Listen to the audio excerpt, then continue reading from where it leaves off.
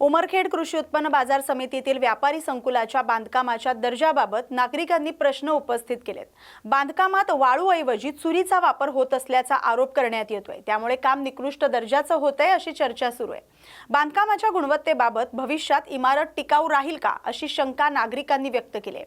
संबंधित कामाची चौकशी करून दर्जेदार साहित्याचा वापर करावा अशी मागणी होते।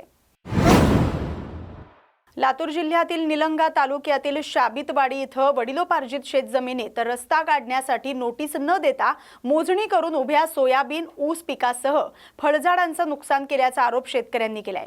या प्रकरणी जिल्हा प्रशासनाकडे निवेदन देऊन निष्पक्ष चौकशी आणि शासकीय मोजणीची मागणी करण्यात आली।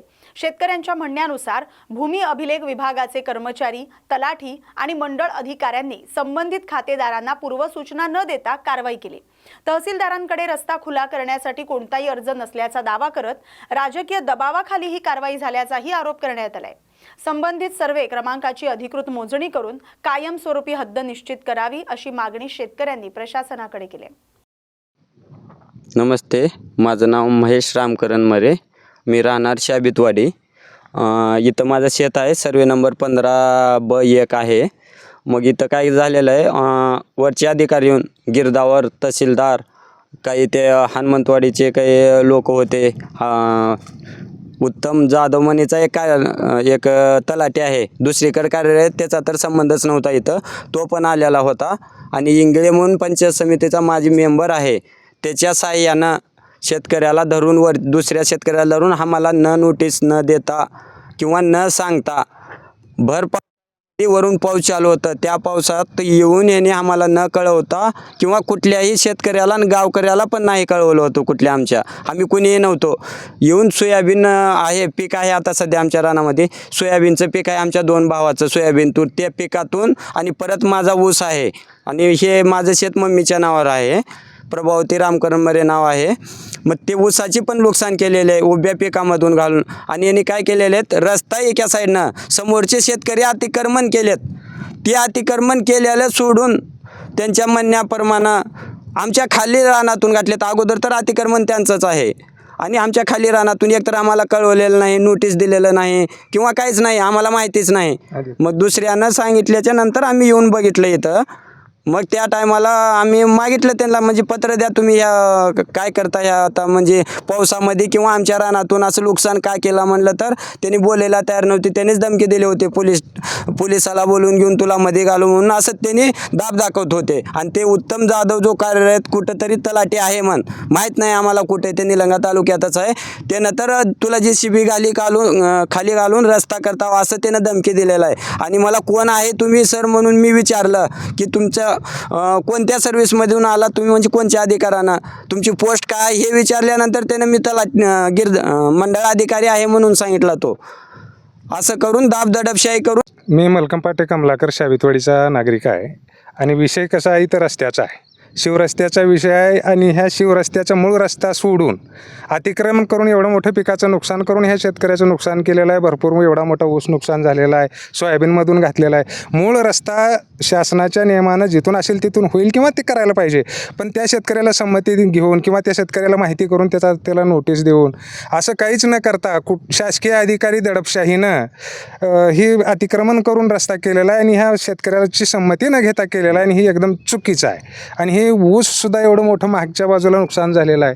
आता ही मूळ शिवरस्ता कुठून होता सर्व शेतकऱ्याला माहीत आहे, पण हे माहीत असून सुद्धा ह्यांना न सांगता यांच्या शेतातून अतिक्रमण करून एवढं मोठं यांचं नुकसान केलेलं आहे। तर ही शासनाची किंवा ह्या कोणी अधिकारी असतील त्यांची हे 100% चुकीची पद्धत आहे आणि हे चुकीच्या पद्धतीने केलेलं आहे।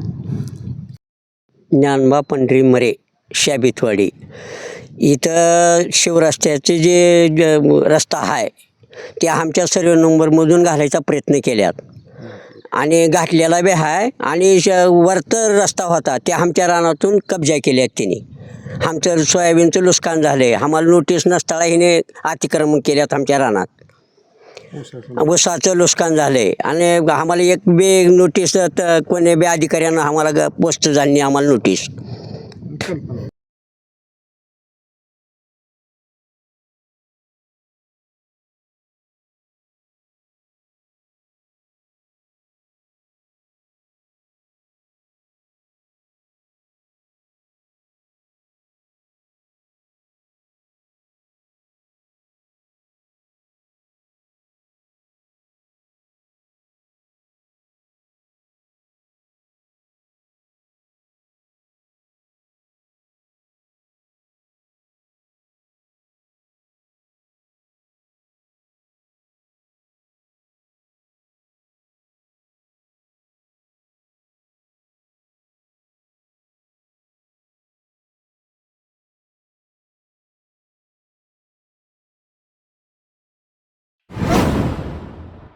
शेतकऱ्यांच्या विविध प्रलंबित मागण्यांसाठी 3 ऑगस्ट रोजी शिरूर अनंतपाळ इथं शेतकरी जन आक्रोश मोर्चा काढण्यात आला। अखिल भारतीय भ्रष्टाचार निर्मूलन संघर्ष समितीच्या नेतृत्वाखाली निघालेल्या या मोर्चात मोठ्या संख्येने शेतकरी सहभागी झाले। मोर्चेकरांनी तहसील कार्यालयावर धडक देत महसूल विभागातील कथित भ्रष्टाचार, फेरफार नोंदीतील विलंब, शेतकऱ्यांची आर्थिक पिळवणूक तसंच तलाठी आणि मंडळ अधिकाऱ्यांच्या कामकाजाबाबत तीव्र नाराजी व्यक्त केली। यावेळी घोषणाबाजी करत प्रशासनाचं लक्ष वेधण्यात आले। यावेळी तहसीलदारांना विविध मागण्यांचं निवेदन सादर करण्यात आले। निवेदनात फेरफार प्रकरणांची निष्पक्ष चौकशी, दोषींवर कठोर कारवाई, महसूल कार्यालयातील कामकाज सीसीटीव्ही देखरेखीखाली करण्याची व्यवस्था, अवैध पैशांची मागणी थांबवणं तसंच भ्रष्टाचार करणाऱ्या अधिकाऱ्यांवर कडक कारवाई करण्याची मागणी करण्यात आली। जालना तालुक्यातील साळेगाव ते बाफकळ या सुमारे 3 किलोमीटरच्या रस्त्याचं अद्याप डांबरीकरण झालं नसल्यानं नागरिक आणि शेतकऱ्यांना मोठ्या अडचणींचा सामना करावा लागतोय। पावसाळ्यात रस्ता चिखलमय होत असल्यानं शाळेच्या बसही गावात पोहोचत नाही अशी तक्रार आहे। घनसावंगी विधानसभा मतदारसंघातील बाफकळ गाव अजूनही मूलभूत सुविधांपासून वंचित असल्याचा आरोप ग्रामस्थांनी केलाय। लोकप्रतिनिधी आणि जिल्हा प्रशासनाच्या दुर्लक्षामुळे मुख्यमंत्री ग्रामसडक योजनेअंतर्गत या रस्त्याचं काम अद्याप झालं की नाही हा सवाल उपस्थित करत तातडीनं डांबरी रस्ता करण्याची मागणी नागरिकांनी केली। मराठीमध्ये आपलं स्वागत आहे। आपण जर बघितलंय तर आता शेतकऱ्याची बाईट झाली, शैक्षणिक आपली मुलांची बस झाली, ड्रायव्हर भावांची झाली, शेतकऱ्यांच्या समस्या झाल्या। गेल्या 15 वर्षापासून हा असाच रस्ता आहे।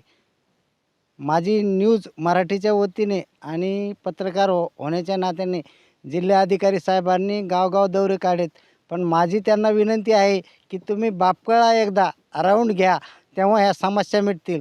नाही तर मुख्यमंत्री ग्राम सडक योजना आहे, ते मुख्यमंत्री ग्राम सडक योजना ही बाफकळा का लागू होत नाही? जिल्हा परिषदमधून निधी येतोय, नुसते थातूर मातूर मुरमाचा ट्रिपा टाकून ह्या पूर्ण रोडची चौकशी जिल्हाधिकारी साहेबांनी करावी।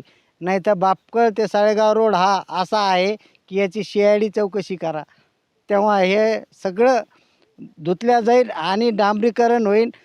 उद्याचं भवितव्य म्हणजे शिक्षणाचं मुलाचं गाडीमध्ये चालू आहे, एखादं हे झालं फ्रॅक्चर वगैरे झालं, शेतकऱ्यांना किती समस्या आहे। 15 वर्षापासून रोड होत नाही म्हणजे मोठी शोकीनता काय? कॅमेरामॅन संजय सोबत न्यूज मराठीसाठी जालना जिल्हा प्रतिनिधी कोंडीबा अनपट। छत्रपती संभाजीनगर नागपूर समृद्धी महामार्गावरील पेडगाव परिसरात मध्यरात्री सुमारे 1 वाजताच्या सुमारास भीषण अपघात झालाय। नागपूरकडून छत्रपती संभाजीनगरच्या दिशेने जाणारा ट्रक हा भरधाव वेगाने असताना चालकाचं वाहनावरील नियंत्रण सुटलं आणि ट्रक रस्त्यालगत असलेल्या एका व्यापाऱ्याच्या दुकानात घुसला। अपघाताची धडक इतकी जोरात होती की दुकानाचं मोठं नुकसान झालंय। दुकानातील 2 गणपती मूर्तींसह अन्य साहित्याचंही नुकसान झालंय। व्यापाऱ्याचं मोठं आर्थिक नुकसान झालंय। अपघातानंतर परिसरात काही काळ नागरिकांची गर्दी झाली। सुदैवानं अपघाताच्या वेळी दुकान बंद होतं, तसंच परिसरात कोणीही उपस्थित नसल्यानं कोणतीही जीवितहानी किंवा दुखापत झाली नाही, अन्यथा मोठी दुर्घटना घडण्याची शक्यता होती। घटनेची माहिती मिळताच संबंधित यंत्रणा आणि पोलीस घटनास्थळी दाखल झाले। प्राथमिक माहितीनुसार भरधाव वेगामुळे चालकाचं वाहनावरील नियंत्रण सुटल्यानं हा अपघात झाल्याचा अंदाज व्यक्त केला जातोय। मात्र अपघाताचं नेमकं कारण शोधण्यासाठी पुढील तपास सुरू आहे। बुलढाणा जिल्ह्यातील खरपुरी येथील योगेश वानखेडे याचा वारी हनुमान मंदिरासमोरील वान नदीच्या डोहात बुडाल्यानंतर सकाळी मृतदेह शोधून काढण्यात आला। योगेश हा शनिवारी मित्रांसह मंदिर परिसरात फिरण्यासाठी आला असता पोहताना तो पाण्यात बुडाला। घटनेनंतर सुरू करण्यात आलेल्या शोध मोहिमेत त्याचा मृतदेह सापडलाय। पुढील कार्यवाहीसाठी मृतदेह शवविच्छेदनासाठी पाठवण्यात आलाय। अहिल्यानगर जिल्ह्यातील नगर तालुक्यातील शिंगवे इथं जमीन खरेदी व्यवहारात वारसांच्या सह्या न घेता व्यवहार झाल्याचा आरोप सुजाता नरज यांनी केलाय।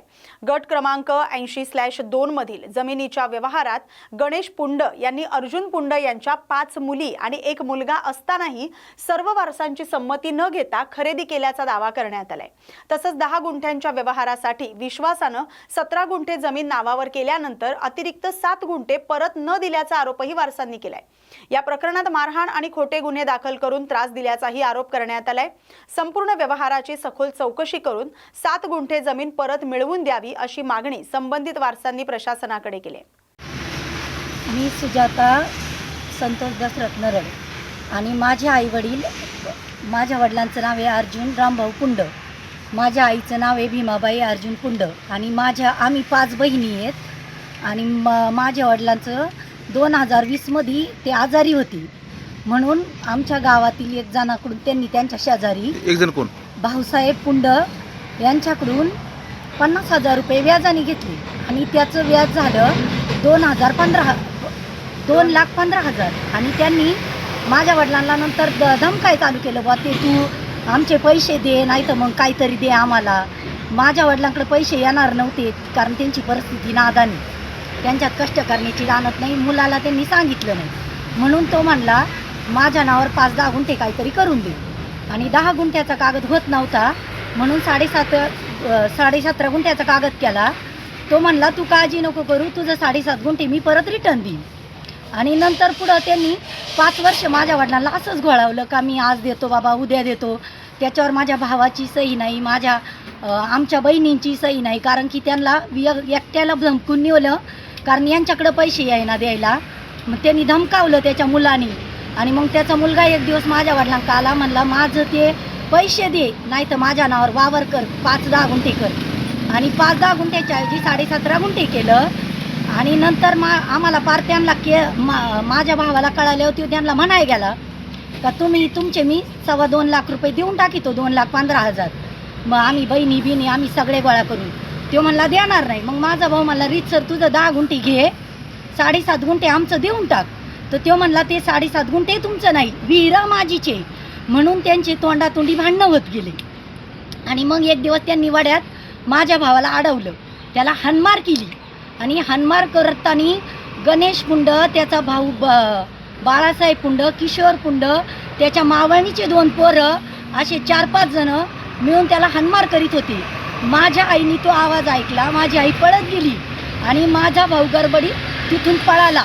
आई तिथं आलं तर माझी आई एवढी वयस्करी का त्यांनी तिला गसाने हाणलं. याचा न्याय मला पाहिजे का आमचाच फसवून घेऊन.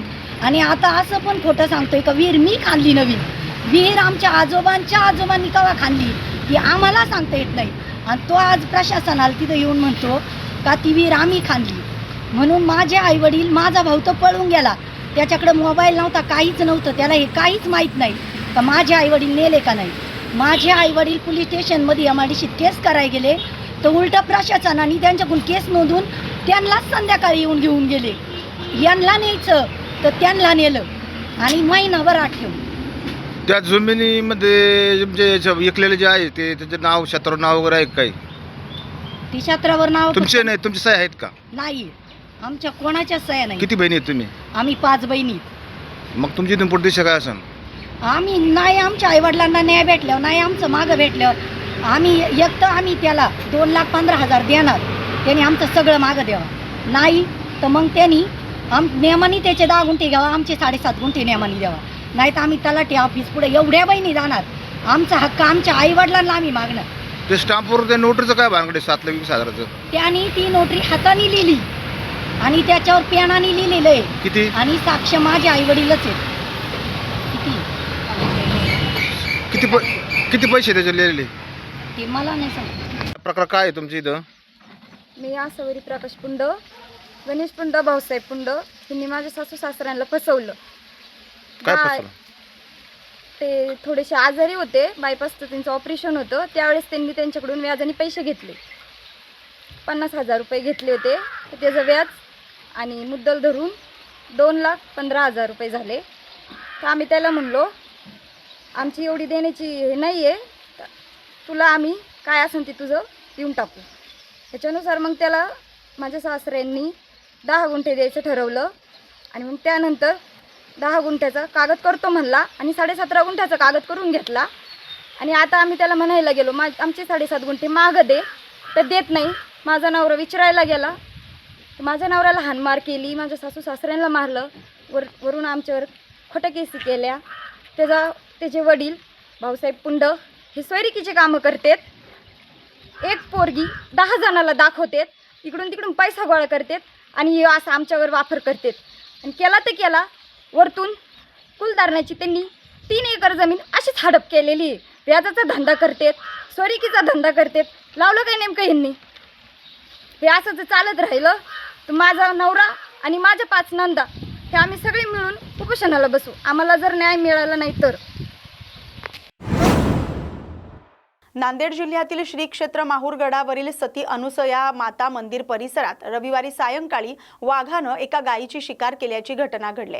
मुख्य पार्किंग पासून अवघ्या 30 ते 40 मीटर अंतरावर ही घटना घडल्यानं रेणुका माता मंदिर, दत्तशिखर, सती अनुसुया मंदिर, शेख फरीद बाबा दर्ग्यावर येणाऱ्या हजारो भाविकांमध्ये भीतीचं वातावरण निर्माण झालंय. घटनेनंतर वन विभागानं तातडीनं ट्रॅप कॅमेरे बसवणं, गस्त वाढवणं, सूचना फलक उभारणं, ध्वनिक्षेपकाद्वारे सूचना देणं आणि मंदिर परिसरात वनरक्षक तैनात करण्याची मागणी नागरिकांनी केली आहे. भाविकांच्या सुरक्षेसाठी वन विभाग, देवस्थान आणि जिल्हा प्रशासनानं समन्वयानं कायमस्वरूपी सुरक्षा आराखडा राबवावा अशी ही मागणी करण्यात आली. आगामी स्थानिक स्वराज्य संस्थांच्या निवडणुकांच्या पार्श्वभूमीवर वाशिम जिल्ह्यात राष्ट्रवादी काँग्रेस आणि शिवसेना ठाकरे गटातील माजी लोकप्रतिनिधी, पदाधिकारी आणि 300हून अधिक कार्यकर्त्यांनी मुंबईतील भाजप प्रदेश कार्यालयात भारतीय जनता पक्षात प्रवेश केलाय. हा पक्ष प्रवेश आमदार श्यामभाऊ खोडे यांच्या प्रमुख उपस्थितीत पार पडलाय. माजी जिल्हा परिषद आणि पंचायत समिती सदस्य, कृषी उत्पन्न बाजार समितीचे पदाधिकारी, सेवा सहकारी संस्थांचे अध्यक्ष, ग्रामपंचायत सदस्य आणि विविध क्षेत्रात कार्यकर्त्यांचा यात समावेश होता. मंगळूर पीरचे सामाजिक कार्यकर्ते तसंच सावता परिषद महाराष्ट्र राज्याचे कार्याध्यक्ष पांडुरंग कोठाळे यांनी देखील शेकडो समर्थकांसह भाजपमध्ये प्रवेश केलाय. या मेगा पक्ष प्रवेशामुळे आगामी स्थानिक स्वराज्य संस्थांच्या निवडणुकांच्या पार्श्वभूमीवर वाशिम जिल्ह्यातील राजकीय समीकरण बदलण्याची चर्चा सुरू झाली. विकास पुरुष मुख्यमंत्री देवेंद्र फडणवीस साहेब प्रत्येक कार्यकर्त्यांची आपल्या परिवाराप्रमाणे काळजी करून प्रत्येक बूथपर्यंत भारतीय जनता पार्टी जे पोहोचत आहे ते आमचे सर्वांचे मार्गदर्शक आदरणीय दादा रवींद्र दादा चव्हाण साहेब, या ठिकाणी आदरणीय आमदार श्री श्यामभाऊ खोडे साहेब, आदरणीय आमच्या काकू कारंजा मतदारसंघाचे आमदार सईताई डहागे काकू यांच्या नेतृत्वावर विश्वास ठेवून, संघटनेवर विश्वास ठेवून व आमच्या सर्व नेत्यांवर विश्वास ठेवून आज तो वाशिम जिल्ह्यातील 3 महिन्यापूर्वी सुरेशभाऊ मापाले यांच्या नेतृत्वात एक प्रवेश झाला होता. संपूर्ण उभाटा वाशिम जिल्ह्यामधून भारतीय जनता पार्टीमध्ये आली होती. तेव्हा सुद्धा 125 प्रवेश झाले होते. आज सुद्धा साधारणतः वाशिम मतदारसंघ व कारंजा मतदारसंघातून 300 प्रवेश या ठिकाणी होत आहेत. आदरणीय आपले मार्गदर्शक दादांच्या हस्ते काही 25-30 प्रवेश या ठिकाणी झालेले आहे व नंतर सर्व एक 10-15 मिनिटांनंतर सर्व प्रवेश होतील. मी आपण सर्वांना दादांच्या वतीनं, आदरणीय सर्व लोकप्रतिनिधी संघटनेच्या वतीने विश्वास देतो की जुना नवीन भाजप असं न करता आपण एक दिलानं पक्ष वाढवू, एक दिलानं कार्य करू व आदरणीय देवेंद्रजी, आदरणीय रवींद्र दादांनी जे स्वप्न पाहिलं ते आपण निश्चितपणे पूर्ण करू व येणाऱ्या जिल्हा परिषद मध्ये 100% आपण भारतीय जनता पार्टीचा झेंडा आपण सर्वांच्या नेतृत्वात फडकू हा विश्वास व्यक्त करतो व आदरणीय दादांचे खूप खूप आभार या ठिकाणी व्यक्त करतो की आपण आम्हाला वेळ दिला. धन्यवाद. कारण संभवते आले तेव्हा आम्हाला काय मिळाली. त्यानंतर आम्हाला माननीय मुख्यमंत्री देवेंद्रजी फडणवीस साहेब, बावनकुळे साहेब, आपले प्रदेशाध्यक्ष रवींद्रजी चव्हाण साहेब यांच्या नेतृत्वाखाली आपण सर्वांनी पक्षश्रेष्ठीवर आणि पक्षावर विश्वास ठेवून जो आम्हाला माझ्यावर विश्वास दाखवला त्या विश्वासाला मी लढा देऊ देणार नाही. आणि आपण येत्या निवडणुकीत कोणतीही निवडणूक असो तर भारतीय जनता पक्षाचा झेंडा फडकवल्याशिवाय राहणार नाही एवढी मी आणि आपण सर्वजण सोबत राहून सोबत काम करू. आपण सोबतच आपल्याला भारतीय जनता पक्ष मोठा करायचा आहे. आणि एवढे बोलून मी माझे 2 शब्द संपविते. जय हिंद, जय महाराष्ट्र, जय श्रीराम. धन्यवाद. यानंतर मी शांभाऊंना विनंती करतो की त्यांनी 2 मिनिट. वाशिम तालुक्यातील टणका गावात रेशनची पावती फाडूनही धान्य मिळत नसल्याचा आरोप करत ग्रामस्थांनी पुरवठा अधिकारी आणि तहसीलदारांकडे लेखी तक्रार केली. शेतकरी विठ्ठल दत्ता हटकर यांनी त्यांच्या रेशन कार्डवर 20 किलो धान्याची पावती फाडण्यात आली, मात्र प्रत्यक्षात धान्य देण्यात आलं नसल्याचा दावा केलाय. धान्य मागितल्यावर दुकानदारानं उर्मट वागणूक दिल्याचाही आरोप त्यांनी केलाय. तक्रारीत रेशनचे वाटप मारुती मंदिरात होत असून मंदिराची चावी दुकानदाराकडे आहे, त्यामुळे भाविकांना दर्शन घेता येत नाही असाही आरोप करण्यात आलाय. या प्रकरणाची तातडीने चौकशी करून संबंधितांवर कारवाई करावी अशी मागणी गावकऱ्यांनी पुरवठा विभागाकडे केली आहे.